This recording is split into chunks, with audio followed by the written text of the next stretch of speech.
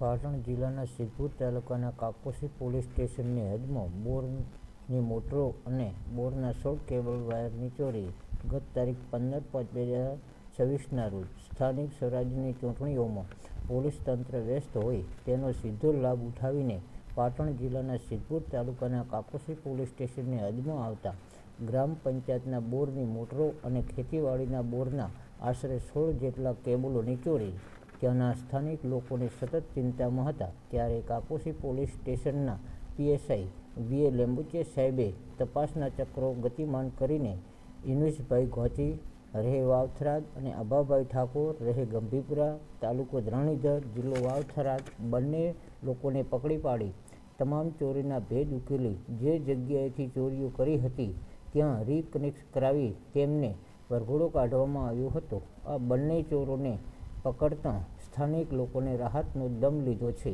PSI વીએ લેંબુચિયા સાહેબની કામગીરીને સ્થાનિક લોકોએ બિરદાવી હતી. અહેવાલ ઠાકોર જગતસિંહ બાપુ, ધનાવાડા.